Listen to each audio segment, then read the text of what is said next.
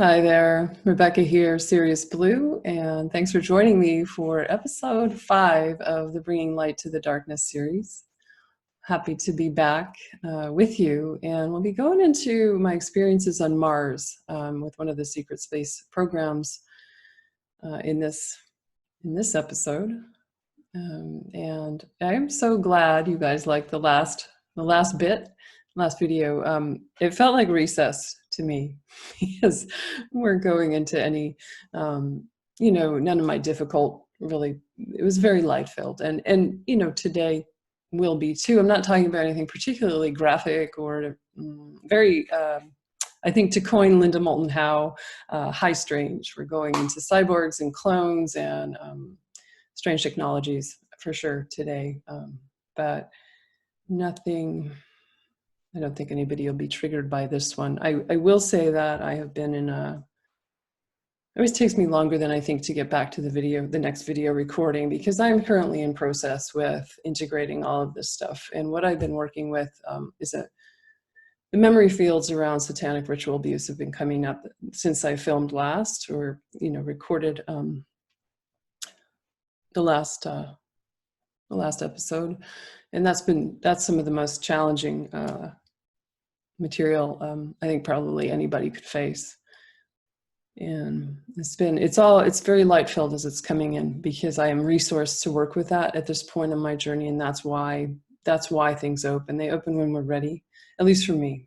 So anyway, that's going to be the topic of the next video. Number 6 will be about the SRA in context of my journey and the collective, and held in light. I always aim to do that on these videos. And it's why I began to speak and come forward and start to tell my story, because I know I've said this before, but the longer, if I'm staying in silence and not sharing, then I feel like I'm being complicit with the agenda, negative agenda, let's say. And I can't do that anymore. So anyway, this will be, I'm curious how this is going to go, and don't be afraid to tune in next time. I will handle it with as much skill as I'm able. And I also believe with topics like ritual abuse, they're so sensitive, but that those who can speak of them, I feel kind of like we have to, because the longer that stuff stays in darkness and hidden, the longer it's going to keep festering and not being cleared. So, and I know right now, for me, all of this stuff coming up is really in conjunction, in tandem with so much, this is a sensitive spot humanity's passing through.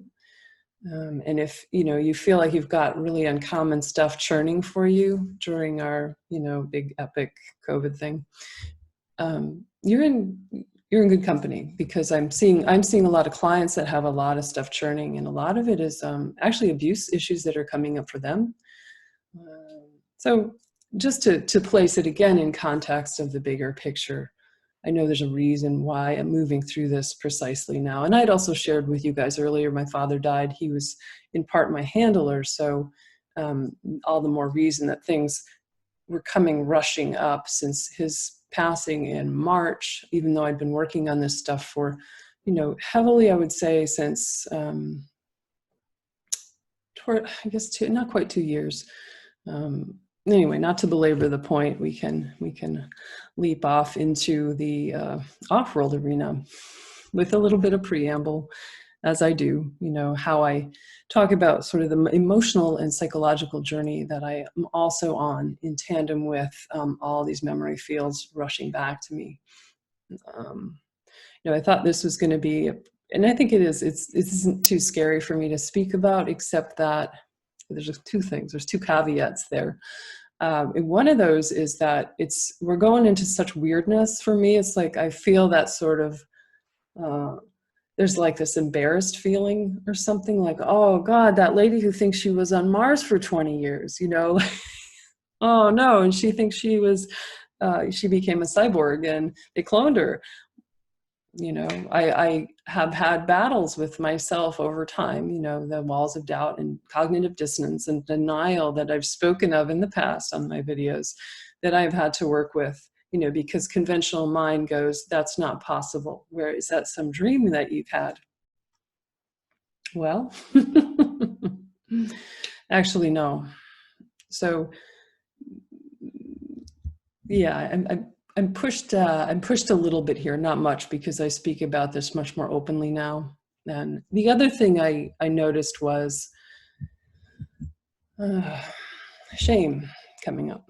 You know, like the little child self saying, why was I taken for all these things? I don't feel good about that. I don't want that as my, you know, story or history. Is that really mine? And shame, when I probed that more deeply as I was, you know, getting ready to do this video this week, I could feel how much it was related to the things that were done to me to get me to the point where I was taken to Mars. So go back to video 3, look at mind control programming, mind fracturing, and different methods of, it's all trauma-based mind control. And I realized it was connected to that. And then it did become kind of painful. I just want to share that. I think it's important to talk about the story, but also just from my personal vantage point, like what is the process I'm actually going through to help resolve these things in my life, so they're not continuing to linger around, you know, steal my light. And I've been working on myself for a very long time, so this stuff isn't that hard. Things seem to resolve. They come into my awareness, and like with the SRA content, which is, I'll be frank, it's horrific, and there's things that you wish you would unsee, that you could undo, and you can't. It's that bad. But I also know it's all needed, and it's all going into the light, and I have what I need. I'm resourced to work with it. So it's perfect, actually. There's nothing I'm rejecting. Yeah, thanks for listening to that part. What else? Yeah, along those lines, I was going to say, don't, you know, related to the, you know, monarch programming and the mind control and the abuse that people suffer in that, is like, don't glamorize the programs around secret space program. You know, yeah, it's cool. I got to fly some kind of craft in the atmosphere of Mars. But look what they do to us. They take children and weaponize them. They traumatize them, they sodomize them, they weaponize them, they sacrifice, you know. Net result at times is that. So, yeah, I mean, I don't particularly want this to be my story, but it is, and I need to speak of it. And maybe that's part of why I came in. I mean, that's hard to believe now. Me, who likes to stay in the shadows. It's part of my journey, you know, because I can't stay in the comfort zone forever. So, all right, Mars. Mars is the place I was there at the longest, and I was taken when I was 9 years old, during my sleep, out of my house, abducted.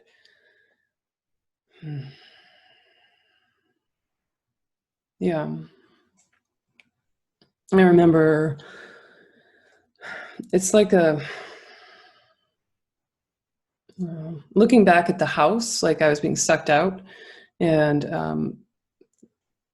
I could see back into from looking outside the house, like the backyard, and then being lifted away, but I could see like a light on in the kitchen, and like, oh God, and I had this feeling that this is not gonna come to any good end at all, but it was sort of like out of body. And I was taken to an underground substation, from which this is how they got me to the moon too. It was like some underground facility, and then I'm strapped into reminds me of a roller coaster, sort of you know, when you get on those roller coasters and they're gonna like do like this, and you have to be strapped in like it's like from the shoulders down to here.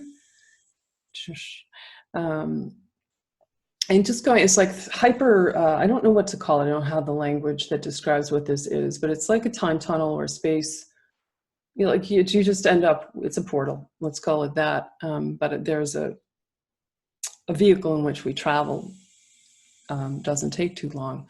So that's how I ended up on Mars. And then in another underground base was where I ended up. Southern hemisphere of Mars, I'm going to say like about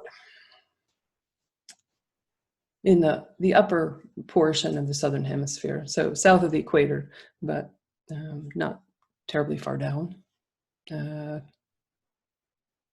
Sorry, I can't give a better the neon sign. You are here. This is called that. And I don't know, honestly. And remember at the same time, if you watch video 2 or 4, I spoke about the benevolence and the galactic, some galactic confederation of light, a light alliance, taking me also into their ship, which is the ship that Tyrion, my galactic mate, introduced himself from that environment. So at the same time I was taken to Mars for however many years, there's at least 20. I felt like I was never going to leave Mars so long. Yeah, I was on the ship with them, let's call them the light team, as opposed to the dark team, polarity, for an equal amount of time. So just to give you the broader perspective and the bigger picture there, if you haven't seen, 2 or 4, you can go back and watch those. And I will say that I was, put, years later brought back into my childhood experience of sleeping into that same night, which, how does that work?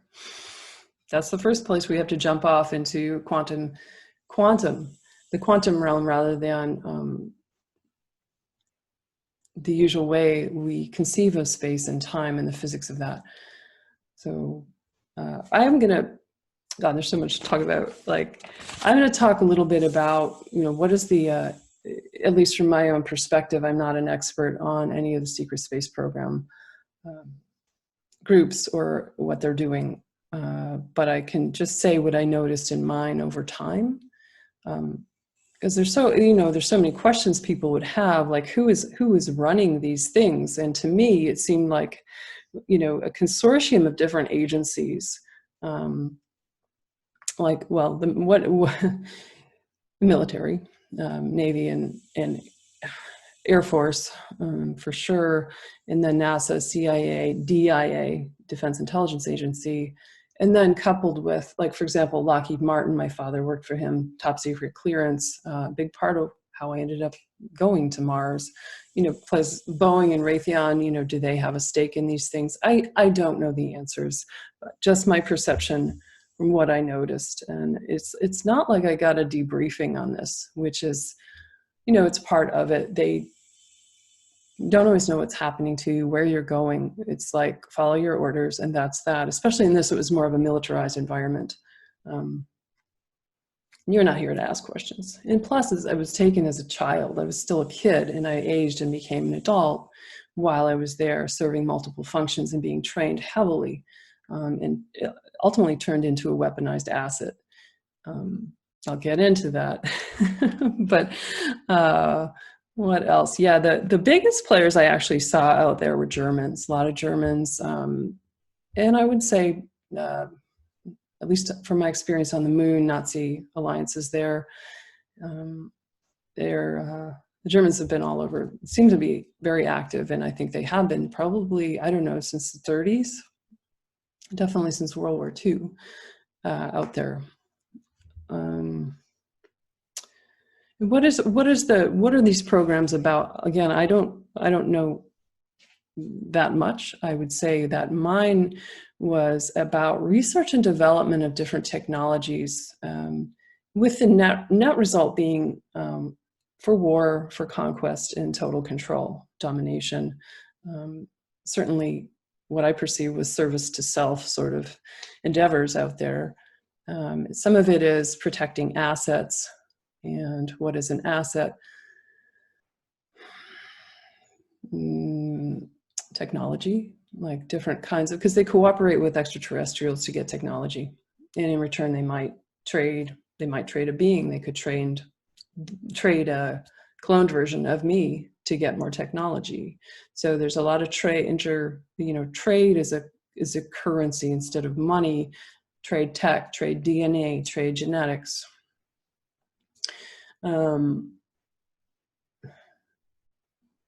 Also, like, I want to say portals and vortices that the different groups might have gotten control of and want to protect that, whatever, like a hyperspace portal.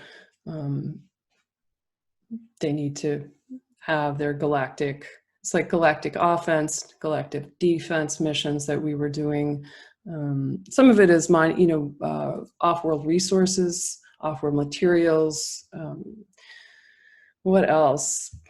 And perhaps even timelines.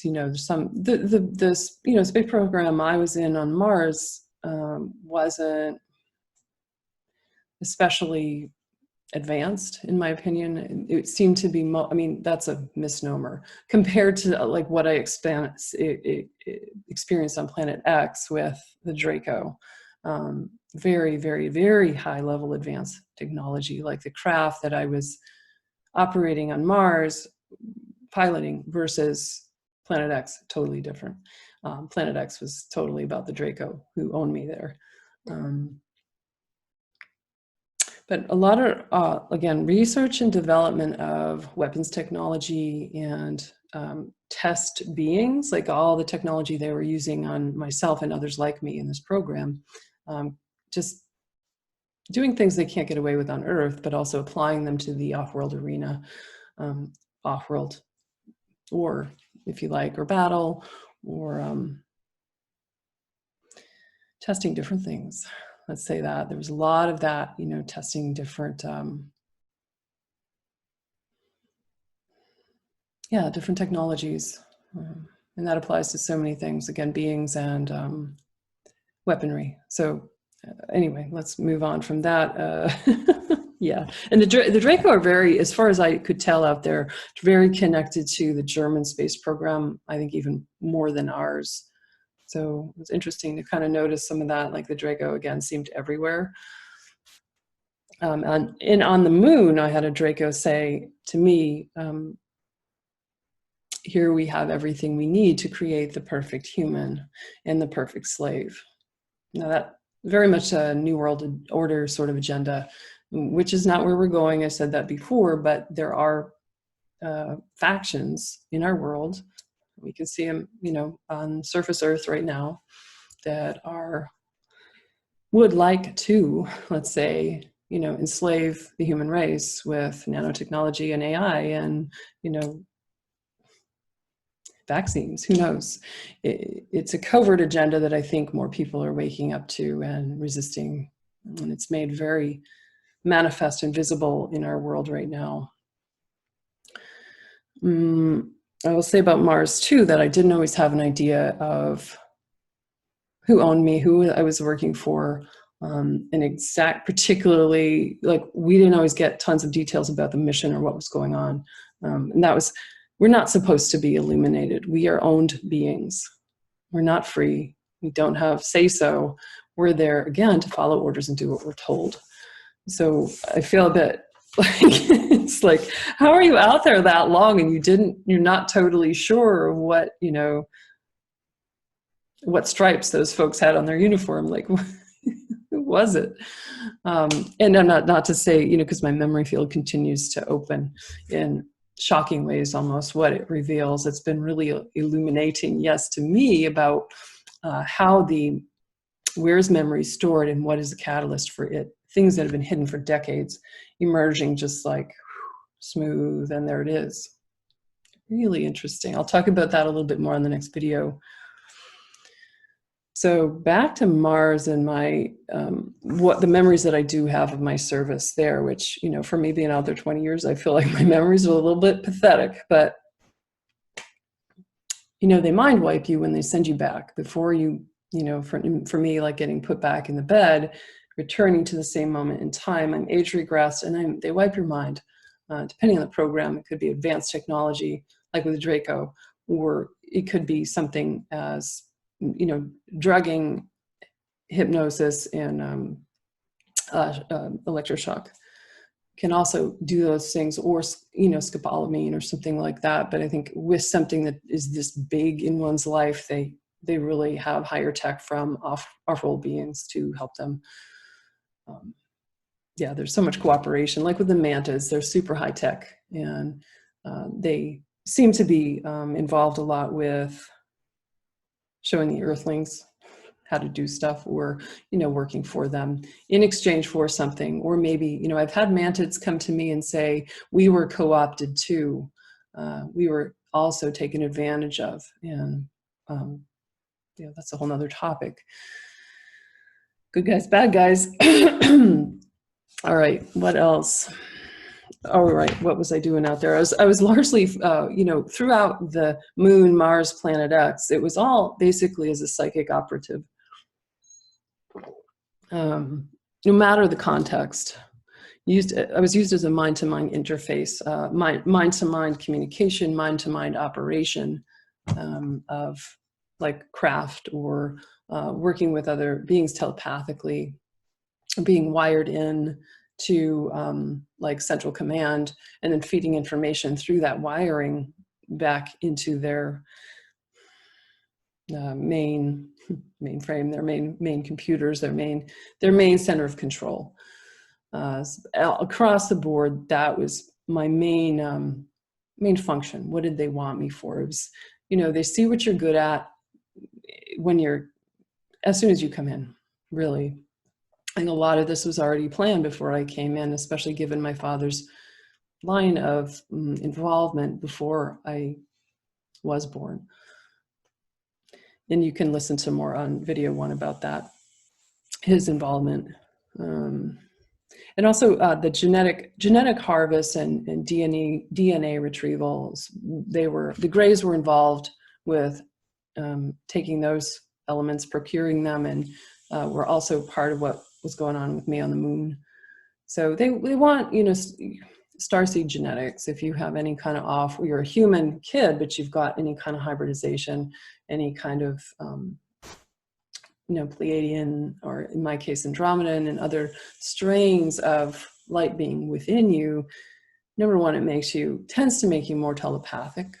And I think lots of people have this. And also just what's contained within your DNA is more valuable. And again, I think it's common. It's common. Lots of you watching are starseeds. So it's not necessarily that, like, more of us have that than don't have that. So just pausing there for a minute. My first memory on Mars at 9 years old was of operating a craft with my mind from within. It seemed like I was within it, but one with the craft. And it's not a craft. I'm in a land machine it's a mechanized beast with claws that is animated through my consciousness with its consciousness. But it's made for war, made to kill. And I'm in there as a 9-year-old operating the craft, heavily drugged and mind controlled, operated by an alter. And just learning how to do that. They did so much training of us. It was sometimes difficult to see or know what was training and what was actual. And we weren't always supposed to know. We were just trained to kill. I'm sorry to say that. That's really hard. It's really hard.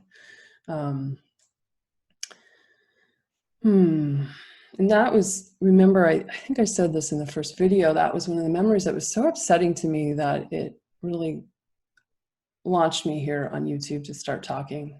Again, the weaponization of children is basically not okay.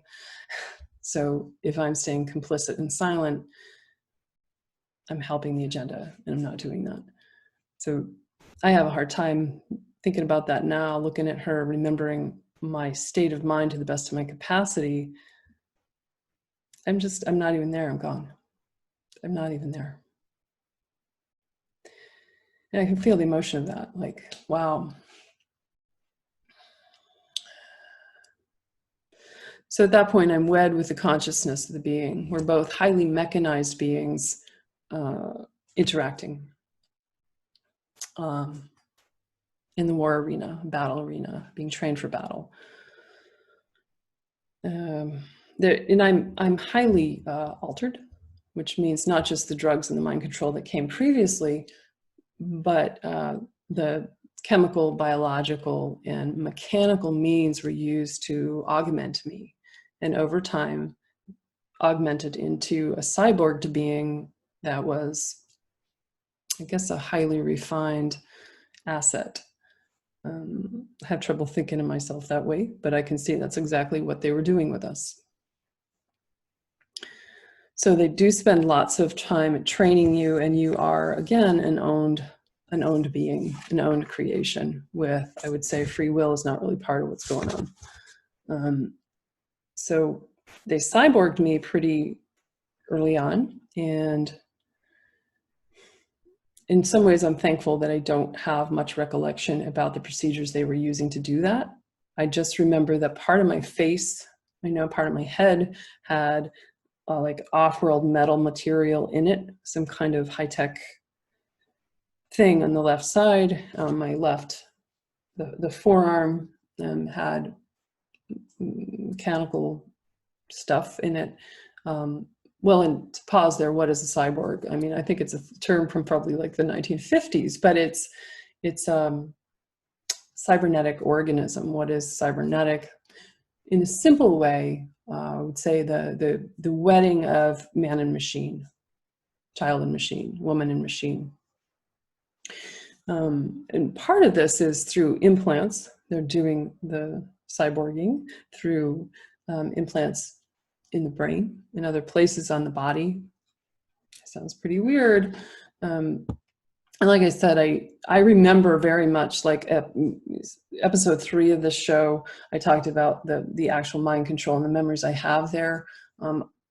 I remember waking up at times, and there were these 2 mantids standing over me, one on each side, and they actually looked concerned about me. They didn't feel negative. And I don't know actually if they were coming in from dimensionally a different place to check on me and see if I was okay. It felt more like that. Or were they the surgeons working on me to do these procedures? I'm not sure, but my intuition says that they were actually benevolence checking in on me. They looked like they were really trying to make sure I was okay. Yeah, when I feel into that, I know there's more I can gather right there on that situation. Okay, we'll bookmark that. So we could call it artificial intelligence, AI. We've got that running, the negative agenda would like to have that run the world and put it inside of us here. But AI to me is really just robotic. But this stuff that they stuck in me had a kind of consciousness and way more advanced than anything we got going on Earth, even back in, when I was taken in 1981. It still blows my mind, because if you ask me to describe all that technology, my conventional mind, of course, cannot wrap itself around it. It's like, I got a headache, I don't know. I really don't know.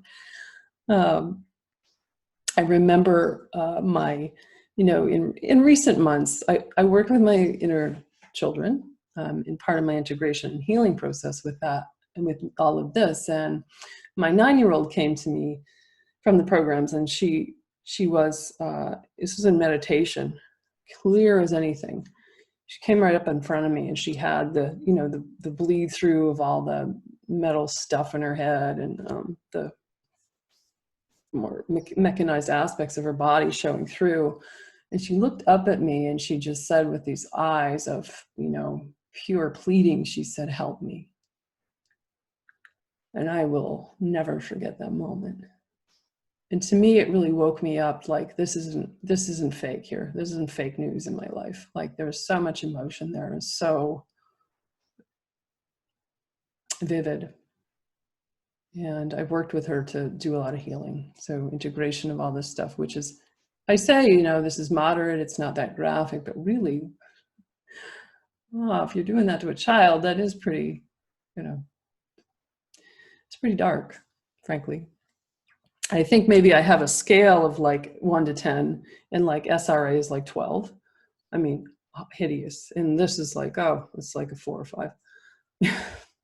But it's all relative, right? Also had, I may have mentioned this, I didn't want to repeat myself over long on it, but like a programmed alter from the original mind fracturing that I have experienced. It has been triggered, and it's a blank. I call it like the command ready, command prompt alter, or the empty vessel. It's like just waiting for a command. I feel absolutely nothing. I just feel so blank. It's frightening. And I'm just like waiting for orders, waiting for central command to operate me, in other words. A little frightening. And that's being integrated too. And tons of drugs, you know, tons of drugs. You'd think you just die.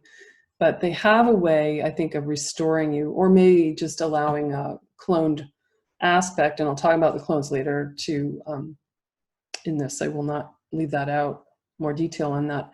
But I think they can let you expire and just start using another clone if you get to way more drugs than a human body could sustain. Like, oh my God, really? not at all tenable here in an earth body form with only the technology for health that we possess. You'd probably be dead. So again, a lot of what I was doing seemed to be training, and we weren't always in the know about where, how we were.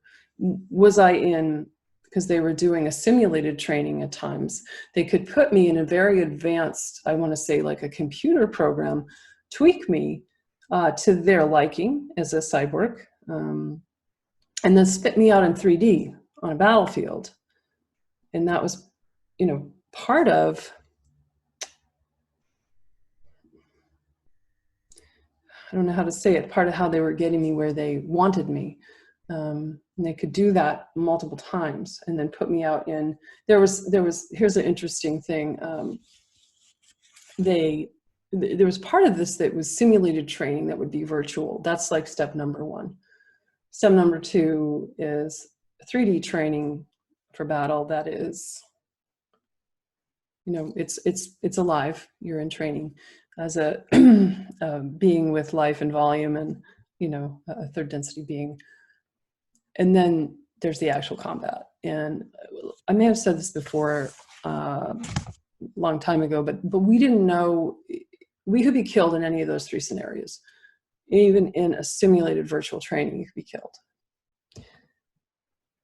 And we didn't know which part am I in. I know my commands are, I'm just supposed to fight to the death. We're trained to be fearless, bred for aggression, and the whole motto is kill or be killed. So they're keeping us, it's funny because they want us to be fearless, but how are they doing it? By keeping us in some element of fear. Like the child self, let's say, is, there's some part of us kids, us people on Mars experiencing this, that is aware of what's going on, is aware. And I think that's the part that then delivers us memory later on. That's the part that's awake and alive, that cannot be destroyed, and is remembering everything and feeling everything. So, just pausing there. You can take my hand if you want. Remember I asked for that in video 1, 2 months ago. Still true. Just holding light for the kids, all the kids who have been through these programs over the years. And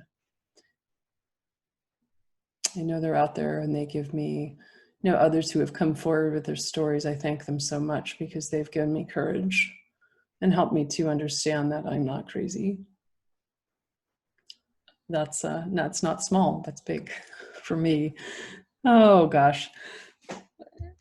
All right, back to Mars itself. What can I tell you about, wow, the environment? I actually find it really beautiful in this way of, I'm a lover of stark, remote, extremely remote, somewhat barren environments. If you know me, you know I've spent my time up north in Greenland in the Arctic and living in far northern Canada during the winter by myself in an off-grid cabin. My travels take me to the deserts and Himalaya, in the places that might look like deserts or wastelands. I love them. That's where I feel the sacredness of life opening for me. So anyway, Mars itself always seems so windy, like windy all the time, very thin. I always felt like it needed eye protection. I'm sure we had it because the atmosphere is thinner, and I think therefore, even though it's farther away from the sun,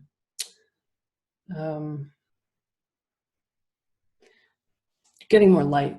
We have let's say a thicker, how do I say it, denser atmosphere here, which shields us some from that sun. So I remember that. I remember being hot. Which, accounts of Mars reveal that seem to reveal in our science, that is the sort of mainstream science accounts, NASA accounts, it's very cold. But I remember, and I don't know if it was an adaptive suit I was wearing that was always making me really hot. That's a possibility. Just my remembrances. I don't remember being cold. I remember it being hot and bright. So windy, sandy, and the beautiful variegations of like reddish, orange, maroon colors in the landscape. Nowhere to hide, absolutely nowhere to hide. I mean, rocky little, promontories and, undulations in the land, but not, certainly no trees that I ever saw. That could be in existence somewhere else on the planet, I don't know. So somebody asked me, and it was a good question, how did you breathe? And I think it was adaptations that they were giving us biologically. And I'll let you know if I find out anything on the technology about how they were doing it. I don't remember wearing any kind of like respirator or face thing. I don't know. I actually don't totally know the technology behind that. But we didn't have any trouble there. And I say we because I remember this had, what I remember most is humans. I remember human teammates and those who were programming us, or, our commanders or something were human. I'm trying to remember, I remember the mantids, and not a lot. I don't remember Draco from Mars or Greys either. Let's see. Yeah, it always seemed like a human crew and human, the human subjects. I know there were other off-world beings there, and I will, as more comes in for me, standing in the shower, and then, strange things happen in this journey of the memories fields opening. I will say that.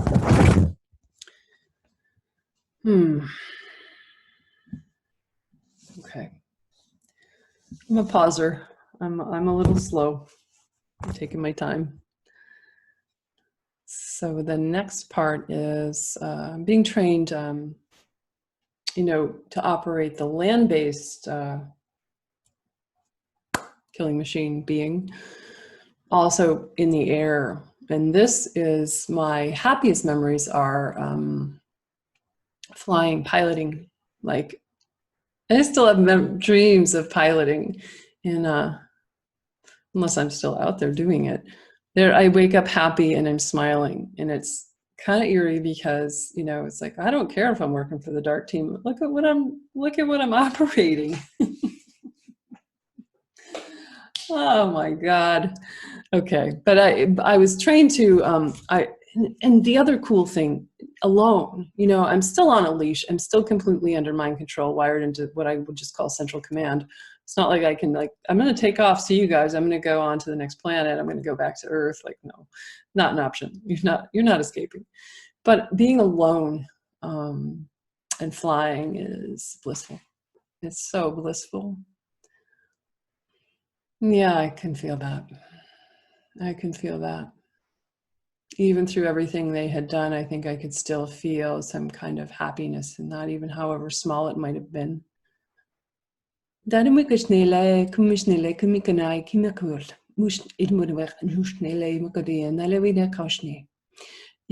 just felt like such a break after everything. I mean, if we talk about things in relative terms, what had I been through to get to Mars? This was like relative play. And I'm grateful to have that memory of me smiling is pretty awesome. So the piloting I was doing on Mars was not the craft itself, you know, I'm operating it in some sense, like I'm wed with the tech of the craft, and my tech inside of me are wed. And we would call that quite high tech. But compared to the vehicle I was using on patrol off Planet X, this was like clunky military type of, almost like a helicopter, like not like you'd think like uber sleek, uber advanced, like kind of like, whoa, is this 70s technology? Except that there's all of this, you know, they're using all kinds of help from the ETs, very advanced ETs, to assist with how they built these crafts and how we learned about what to do to run them, and to use consciousness to do that, and the consciousness of a person. We all have some element of psychic capacity, and it's just been very much trained out of us here on Earth. We can do the work and find that again. It's just a matter of training and turning on different parts of the brain, and turning off some of the programming that we've been given and preferences we've been handed to favor certain elements of the brain, the mind. That's probably a whole nother video, isn't it? So what else? Oh, what else about that? I just remember in that vehicle, it was a perfect interface, seamlessly wed, and it becomes difficult to understand where I end and the machine, because I'm part machine and it's part consciousness. Beginning and ending is like, oh, isn't that curious? And I know that I have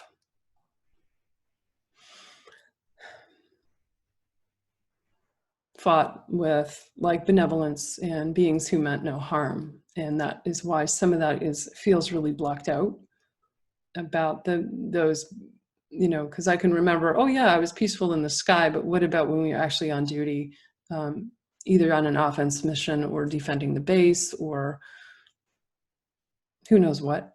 Not as heartbreaking. Yeah, for sure.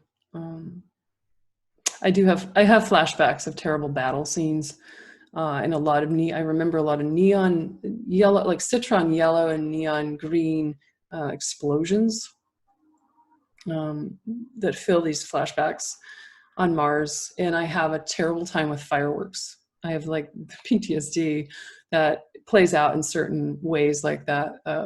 Fireworks are the worst for me, even though I know what they are. I know that I'm here on Earth, I'm not on Mars, and there's not bodies around me, and there's not flames, and no one's dying, and it's not like that. The craft going down or something, it's I know it's the 4th of July, but still it doesn't, the rational is gone. It's like it's activating latent material that's still stored in the field and in the body. So I feel that just as I'm sitting here talking, Ooh, I also, unfortunately, I live near an Air Force base. Now, see the irony in that? And they do these tests Monday through Friday. They have these, and it goes like on and on all day. I learned to tune it out, but I do not like it. There have been times I put in earplugs, so I'm not hearing it, but it's not a, that's not a happy sort of trigger. Yeah, I know more is going to reveal about that. So this is sort of a drive-by today, even though I know I'm talking at more than 5 minutes on it. You know, there's a lot to cover, even in a cursory way. So what else? The foot training. So there was a progression here. I was allowed to age. So over time, I became a teenager and 20s, and I, became, say 30 anyway. I was also trained as a foot soldier. So as a psychic operative, you'd probably think of some big buff Marine dude, right? Like totally not me. But remember, I have all kinds of things going on in my body that are not me. So they've done all kinds of things. I mean, man or woman at that point, who even knows? Am I a child? Am I an adult? Am I man or machine? There have been times when I think, when I'm going through this particular material, where I go, I'm not even part of the human race.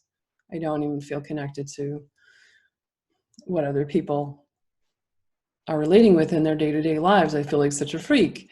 And it's partly because it's like, yeah, I know, literally, if you unpack that verbiage, it's like, yeah, I don't feel connected to the human race.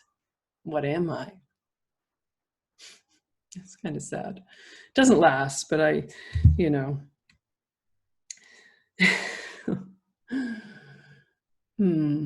yeah, that's interacting with the part of me that is like, I don't want this story to be mine, right? Okay, so foot soldier, gosh, yeah, I can feel all the alterations there, remembering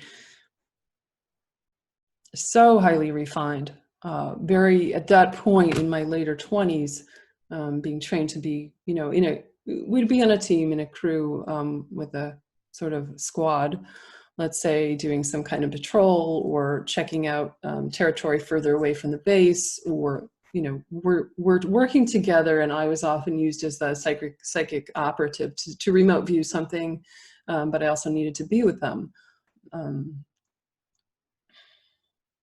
And remember, not all battle at this stage of technology, this level of technology, is like, it's not like hand-to-hand combat. You're more, you're working with technology and high tech that we can't really imagine here on Earth at all. Even though we have a lot of secret technology that hasn't been unveiled to the public, the conventional view about how wars are fought or things we do in battle to each other. I keep doing this because I'm sweating. I got better lights, but I'm paying just for you guys. The technology, here's an illustration of that. Even though a lot of my time there feels like it was a bit mundane, I know that's not entirely true because of all the flashbacky stuff that comes to me. But I do remember clearly being out one time there were 7 of us, 6 other, I think more guys in that company with me. And there was out of nowhere, we were kind of out farther away from the base patrolling, and this being, it was a huge, hairy, like big as a house and smelly, dark chocolatey brown, bearing down on us. And the way I remember it was, as my mind remembers it, as a 4-legged, like a sloth with a smaller head, and just the size of it was ferocious. If it were just on the ground, as a regular type of, sloth on Earth, you'd be like, oh, it's cute. No. I have wondered, though, I've questioned if that was a screen memory I gave myself at that moment, because I have, I don't listen to a lot of reports from other people in what we could call secret space program or super soldier program, because I want to get my memories not from somebody else's download. So I keep myself pretty blank slate, not listening to other reports. So I don't know exactly, but I have heard that there are giant spiders on Mars. And I have wondered, because seeing a spider, like a big hairy stinky spider, like 8 legs, big as a house, bearing down upon you with very high-tech weaponry and ways to kill you is more terrifying than seeing a sloth. So I wonder if that was because the head was lower. The head was like, the shoulders, let's say, were higher than the head, and the head was kind of small. So I don't know, that's my intuition might be onto something there. But I remember coming over the little rise there we were just like out of nowhere.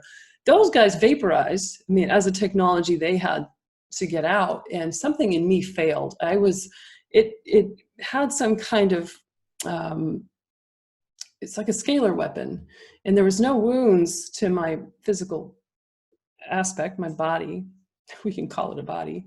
There was no wounds externally. It's not like I was bleeding or my guts were falling out of wires and stuff, implants were pouring out of me, but I was burning on the inside. I was burning on the inside, and it's like some kind of directed energy weapon that it had within its consciousness almost. And it was like, wow, this is far out. But I remember very clearly, the most desolate feeling, this memory, because I'm lying face down in the sand. And I don't know if I'm alive or dead. Everyone is gone.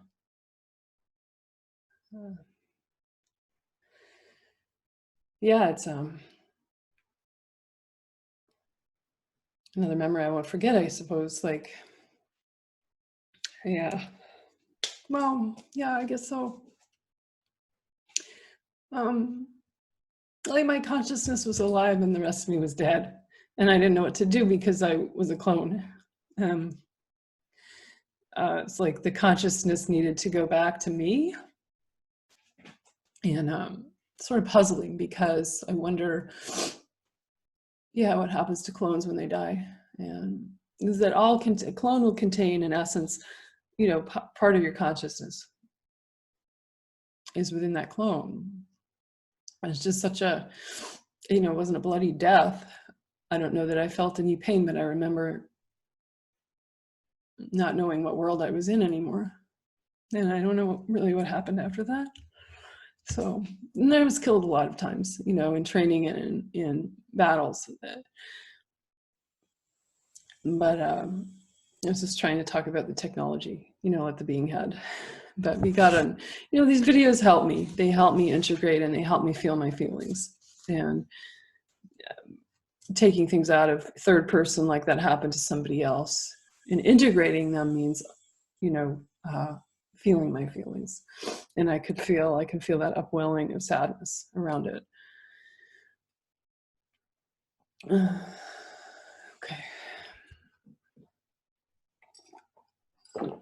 I think it was the aloneness of it. When I said I love the tundra and the open deserts and the high mountains and all of that, I do. But maybe it was just, dying alone out there. I could feel the sort of, the pain of that. The desolation is a good word. So let me,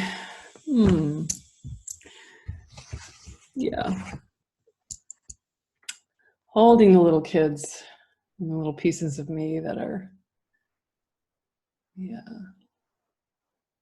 and anybody else who's gone through this, just sending light to them, these seemingly impossible and fantastical stories. I'm surprised how much is coming up. I didn't think this would happen. Hang on. Just pausing.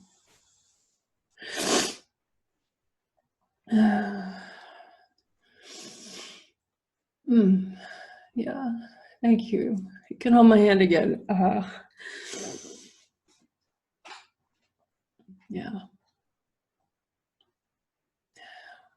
It feels too like it's kind of connected to all, you know, the sense of loss about all of these programs. And then maybe connected to the shame that we talked about at the beginning. The shame at the beginning that I spoke on, like, why didn't I just have a regular childhood? You know, when I have a photo album from my childhood. I hadn't looked at it in a very, very long time. And in the last few months, I took it down off the high shelf, and I had a really sinking feeling about 5th grade, and I wanted to know what was in there. I don't have any memories of 5th grade, which I started when I was 9 years old. Became 10 that year. I only found one picture. I didn't find a class picture. I found, it was a Polaroid taken by a friend's mother or father, I suppose, at her house. So it was good to see that, but I think that's when, it was after that, you know, teachers would take me aside in the grades coming afterward and ask me if everything was okay, and I would just cry, and I didn't say anything because I didn't know what to say. I don't know what's wrong. I don't have language. I don't even know what the fuck happened to me. So, yeah, thanks for being with me. This is part of the process, becoming whole and integrated with all of this. So it's not locked up anymore. And I'm not disowning it anymore. Thanks for listening. Yeah, maybe this will help someone else, you know. That's always my hope with these videos, that someone else could find something useful too. And I know they help me. They do. So the cloning itself, wow, you know, so I was killed many times, and not always, you know, they have, you could call it like a med bed or some kind of way of reviving people. What I experienced was the death of clones and the recloning. Like in my memory of how they were doing that is, if we talk about the human etheric body, like you and I sitting here, have an etheric template, an energy template that has everything in it that your physical expression contains. Everything, every little bit of you is contained in that. I don't mean just your biology, but all your different aspects. It's a replica of you. And when I see it with my other vision, it's as a light grid, an alive, living, pulsing light web. And it's a grid, and it animates. I always see it as like, if I'm looking at my computer or a table or a plant or a person, everything seems to have that. And it's an element of, I don't know how to describe it. I would say, from my personal cosmology, all things contain elements of consciousness. Maybe that's a result of my service and knowing what I do from out there. Inanimate objects, don't be fooled. So if you take that etheric template and you preserve it somehow, from that you can grow the biology. So you've got the armature, which is energy and life within the etheric body, etheric structure, and then you can grow the biological aspect around it, and you get a clone. Wow, yeah, I get it. I think there's a lot of different, you know, technologies that have been sussed out and tested, and you know, different ways of going about making a clone or a cyborg, or doing different kinds of implantation and mechanization. But that's what I saw, and it made so much sense. Like, oh, okay, totally makes sense. So they could just keep cloning me up to a point, I think. And they also, my concern is that I still have clones out there, because at times I have perceived a sort of feedback loop of like, I don't know how to describe it, like being in a time loop or something. And it could just be I'm being taken back to something that I need to do some healing work around and resolve. I'm not entirely sure.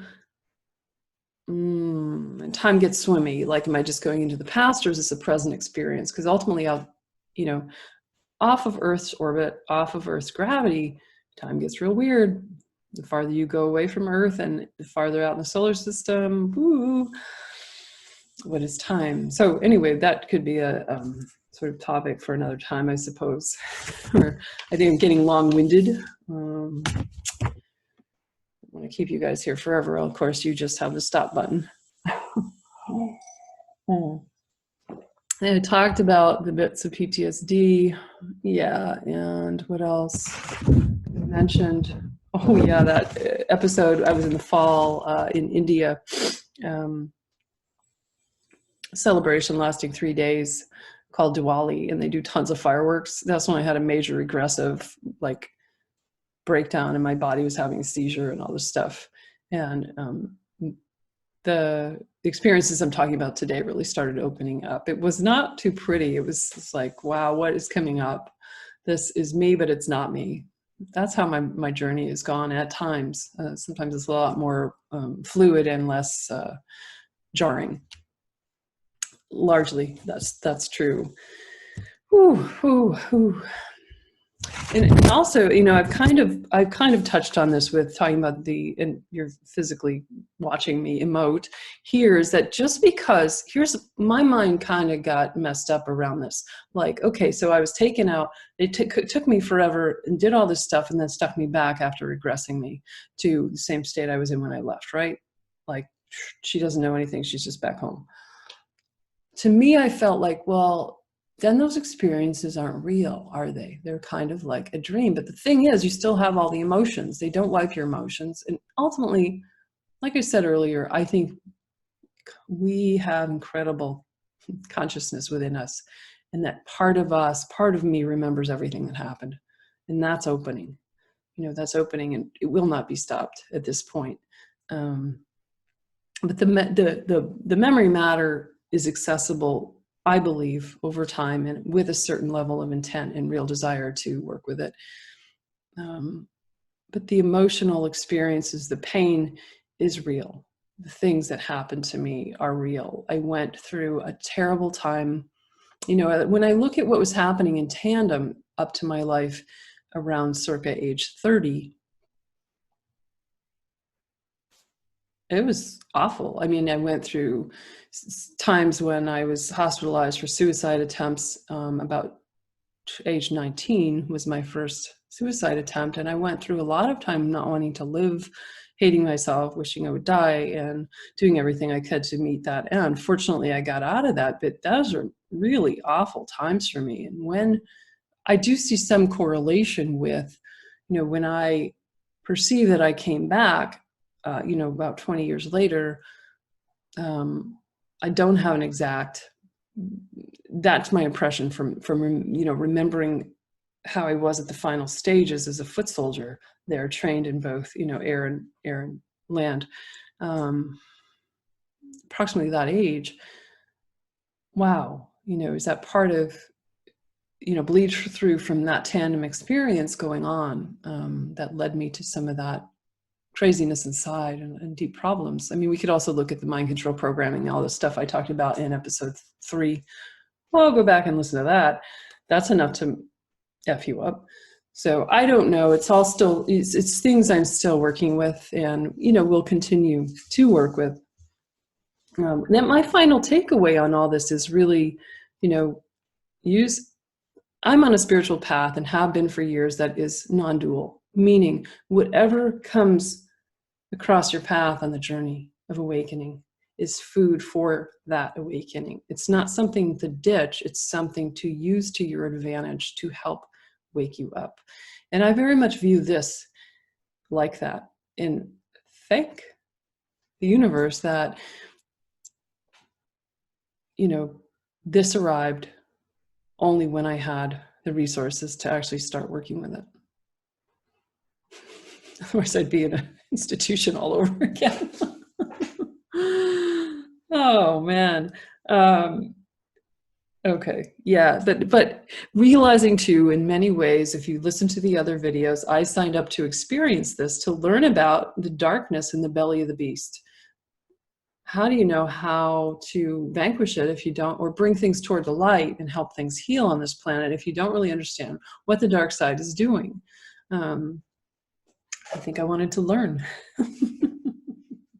And if you listen to video 4, you know, there's also some serving as a double agent. So it gets really interesting. I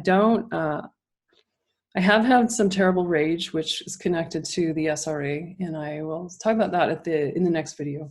Largely, and I suppose with my father, that's there.